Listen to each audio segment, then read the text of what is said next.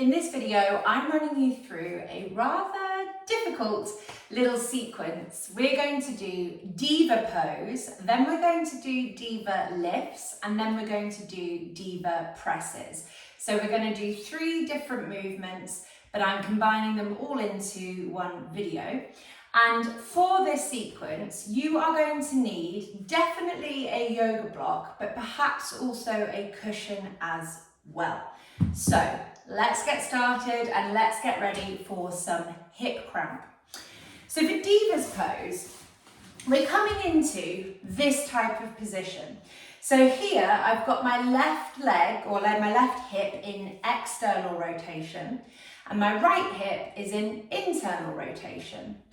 What you can probably see, and you'll probably feel this yourself, is because my right hip lacks internal rotation, so it finds this movement hard, it's not very good at it, you can see how the right side of my pelvis is quite a lot higher than the left-hand side of my pelvis. So you've got a couple of options here. Number 1, you can try and physically sort of shift your weight down into that hip. But if you can see what my body is doing here, because I don't have that movement at my hip, all I'm doing is moving my upper body to the side. So I'm not actually changing this hip position at all. It's staying stuck and high, and I'm just kind of tricking myself by moving my body off to the right. So what is going to be a better alternative is to pop a yoga block underneath my left butt cheek, which is going to elevate me. And yes, it might make the exercise look quite different, but I prefer it like this because the pelvis becomes more neutral. So we're actually going to create more movement at the right hip by doing this modification than we would do if I wasn't using the yoga block. So this is the kind of setup: external rotation here, internal rotation here. And you might have more mobility than me. This is definitely a range of movement that I struggle with. But what you can also play around with is the more mobile you are in this right hip, you can try and take this right foot away from the body. So the more kind of open that right foot is, the more challenging it's going to be. I'm getting a cramp doing that. But as you can see, as soon as I've done that, I've jacked that pelvis back up again. So I'm just going to keep it in the kind of most simple version of the exercise and try and focus on grounding down through that right hip. I'm flexing my front foot, and what we're going to do is I'm going to set a timer for 2 minutes here, so off we go. So we're literally just breathing into this. As I said, we're trying to anchor ourselves down in the hip that is internally rotating. What I might try and do is, after a minute of doing this version with the block, I might take the block out of the way and then try the second half without the block. So the hip may have warmed up a little bit more and it might be a little bit more accessible to me. What I would say is, as long as you're finding kind of productive strain, cramping, stretching stuff going on in that right hip, you're probably doing it well enough. If you're not feeling anything and that pelvis is just really tilted, then you definitely need to take the modification, because this is all about sensations occurring around this section here of that internally rotated right hip. Remember, your body's going to keep trying to take you to that easier side and you have to keep trying to anchor down. We're nearly at a minute. So now that we are at a minute, I'm just going to take the block to one side. And actually, I do feel a little bit more open having done that. So yes, as soon as I've taken the block out of the way, the pelvis is still lifted on that right-hand side, but it doesn't feel quite so much. I feel like I've got a little bit more rotation at that right leg, and I'm just going to kind of use my hands to slightly sort of help push my weight back over to that right hip, really trying to get that sensation in there. When we've spent 2 minutes here, so we've got about 30 seconds left, we're going to turn this into a Diva lift. So this is the point where we start lifting up this back knee. You may still be on the block, that's absolutely fine. You might want to put a cushion on top of the yoga block, and that's why I put it there. There's a couple of different ways of doing this. So I'm definitely not anchored down through my right hip, but I can feel it dropping the longer that I'm holding this here for. Got a couple more seconds before we get to 2 minutes. Keep breathing, however intense it is, in and out of the nose. Okay, we've got 2 minutes there, so now I'm going to pop my hands behind me. I'm going to try and roll my pelvis forwards into extension, like I'm creating an arch in my back, really trying to stay grounded over this right hip as much as possible. And I'm going to spend 2 minutes lifting up my right knee like this. What you can see, as I do this, I'm not leaning backwards, my upper body isn't offsetting, nor am I sort of doing this to the side. I'm really trying to keep my head, my shoulders, and my pelvis still, so that it's all about that external rotation of the hip from a very internally rotated position. So this is quite hard, but this is going to help you ground down more with that right hip over time. Keep breathing. And you'll probably find one side feels really quite different to the other. So this is my harder side. I find it a lot more easygoing on the left-hand side. Although saying that, I haven't done this exercise for quite a long time, so who knows?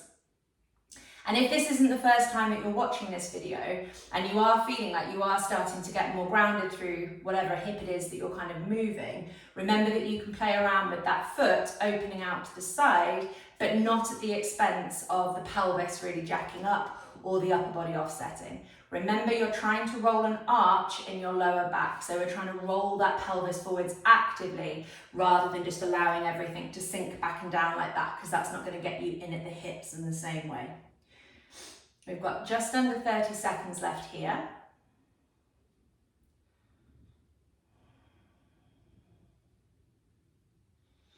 Keep breathing. So even in these tough exercises, your breath is still the most important thing.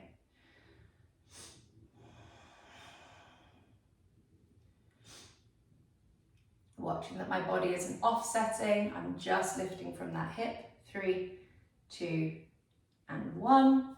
Nice. And then what we're going to do for the final thing on this side is the press. So we've lifted that knee up into external rotation. And now what we're going to do is we're going to pop our block down, but this could also be a cushion. So actually, this block feels a little bit too high for me. I feel like I'm skewy from my pelvis. So I'm going to take a cushion instead. That's better. And we're going to push down into the cushion. So the movement's kind of similar to what you just did, but rather than lifting that knee up, we're pushing down instead. So we're challenging that hip into even more internal rotation. Hands behind you, roll your pelvis forwards, which is different to just throwing the rib cage up. Notice there that my rib cage didn't change position. The pelvis rolling forwards is different. Keep trying to keep that weight over the right hip, but not by just tilting that upper body to the side. 2 minutes here, we're going to press down into whatever it is that we have. Off we go. So push with that knee down. Oh, I'm getting cramp already. And release. Push down, hold, release. Notice how I'm smiling because I love exercises that make me cramp. I know that this is a range of movement, internal rotation, that I'm particularly weak in. Oh, and as I'm doing this, there is all sorts of cramping going on around that right hip, but I know it's a good thing. It's exactly what that right hip needs. So I'm kind of using my hands to encourage my weight to stay over the right hip. So my body's wanting to do that, and I'm kind of using the hands a little bit to help. Roll the pelvis forwards, because you're going to notice here that you really want to tilt your pelvis backwards to avoid the hip demand that we're trying to create with this. Keep pushing down, release, pushing down and release, pushing down and release, pushing down and release. Keep breathing. The cramp subsided now, so I'm hoping that means that maybe my pelvis is going to be a little bit aligned. So because of this lack of rotation that I have in my right hip, my right pelvis is elevated. So it's like always in that, what I showed you at the beginning, it's always stuck a little bit like this. But exercises like this, where I get all this cramping going on around the outside of the hip, really helps draw down my right pelvic elevation. So it'll be interesting to see how I feel after I finish this one. We've got just over 20 seconds left here. Definitely feeling like I'm pushing down a lot more stronger, since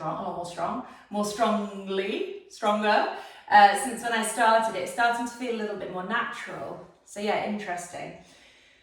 We've got 5 seconds left on this side before we swap. 2 and 1. And what I am just going to do, because I'm curious on a personal level, I'm just going to test that kind of original position again and see if it feels any even.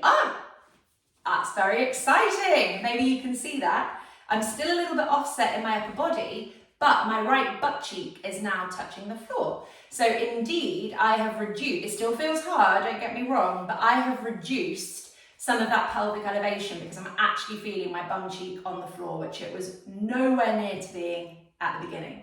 So the good news is that we're done with the right hand side, but the bad news is that we have to go on the left hand side. So, stiff, stiff, stiff, stiff, stiff. Slowly extricate yourself. Let's come to the other side. We'll do exactly what we did before. So I really want you to absorb any differences from side to side. So yeah, this is still challenging for me on this left hand side, but it's so much less challenging than the right hand side. So you can see here I've come straight into it and my pelvis is a tiny bit high, but it's just nothing like that right hand side. So probably I won't bother, if it was me doing this at home, I probably wouldn't bother having the block underneath my right hip, but for the purpose of balance and showing you good habits, I am going to pop a block underneath my right hip so that we can focus on that kind of grounding down through that left hand side. So we're going to do 2 minutes here, off we go. Even in this position, we're trying to roll the pelvis forwards to create a bit of an arch in our lower back. And remember, we're trying to ground down through this hip here. I don't care where this leg is really going. You might notice that this leg lifts up, that's all right. That knee doesn't have to be on the floor. It will be one day, but not today. And when we are pushing down through this hip, it's not just that, because that's your upper body offsetting rather than the hip really pulling downwards. So keep breathing. I haven't set a timer, that's a bit awkward, but we'll do a minute and a half here before we move on to the lifts. This front foot stays flexed. You can kind of play around with pushing that knee down to the floor, but if that then makes your other hip lift up and your body tilt to the side, I really want you to focus on this pelvic balance, not what this knee is doing. So I'm going to keep my knee up to try and encourage you to do the same. And remember, you guys might be more mobile than me, so play around with having this foot further forwards. The foot needs to be flexed here as well. So I do have a lot more movement on this side, like I could take that left leg a lot further, whereas absolutely no chance on the right hand side. Keep breathing, in and out of your nose, into your belly, keeping things calm and steady. Roll the pelvis forward so that you have an arch in your back, and remember that rolling your pelvis forwards comes from here. This is a rib cage flare, which lots of people will do instead of rolling their pelvis forwards. So just make sure it's not a rib cage popping up towards the ceiling. It's the pelvis moving forwards, which is going to feel a lot more difficult, a lot more crampy, and a lot more of what we want. We've got about another 15 seconds left here.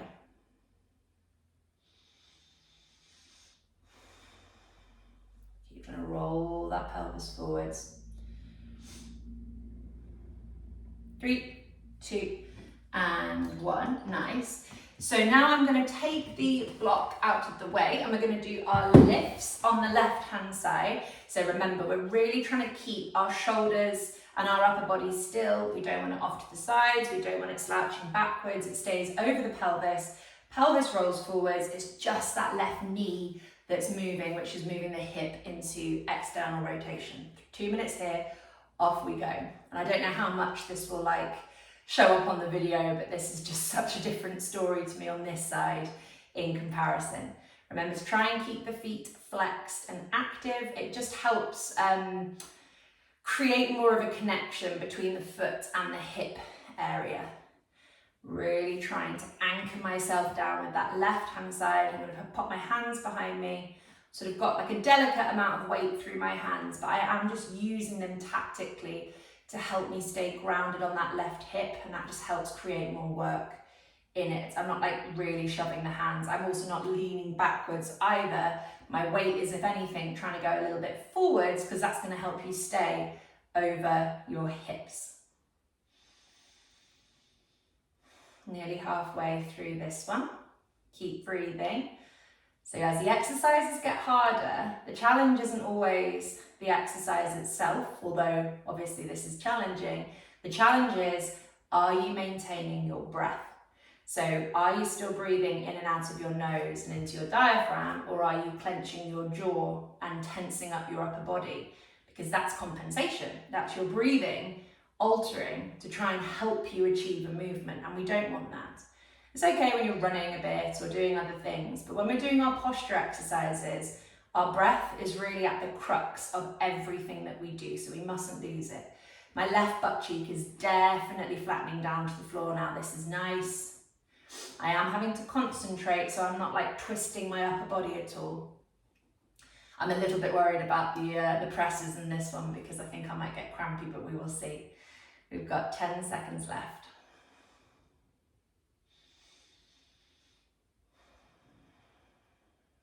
3, 2, and 1. So I'm grabbing my pillow, popping that pillow underneath my knee, not too much though, because I don't want it to completely offset my pelvis.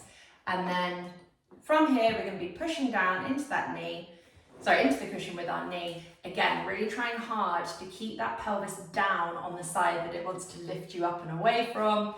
The upper body stays still. 2 minutes here, and then we're done. Off we go. Push down. Oh, I'm cramping already. Hold, release. Oh, I need to do this exercise more. Keep breathing. Hopefully you're cramping too.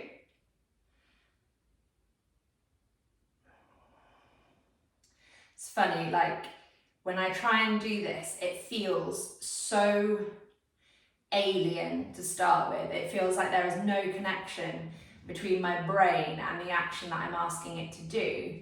But then like as the cramp kind of comes in and as the muscles start switching on, it does start responding and becoming a little bit more natural. Sorry, I feel like I'm not making sense, but I'm just thinking through how I feel. So as I'm doing this, I am getting a sense that I'm really trying to rotate my rib cage to the right. So I'm just going to try and correct that because I feel like I'm trying to overdo the push down. And by trying to overdo the push down, I'm trying to rotate my rib cage, which I don't want. Oh, this is better. Okay, yeah. So I'm just going to keep the movement a little bit gentler. Make sure that my rib cage isn't rotating. Oh, keep rolling that pelvis forwards, which I've forgotten about, and that sends me into cramp again. So my pelvis is trying to roll back and get lazy. You've got just over 30 seconds left here. Trying to sink down into that left hip if you can. I do love this exercise. I hate it. I've avoided it for a long time because it's hard, but this is reminding me I definitely need to do it more.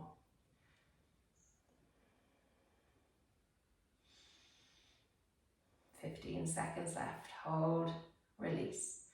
Push down, hold, release. Push down, hold, release. 3, 2, and 1.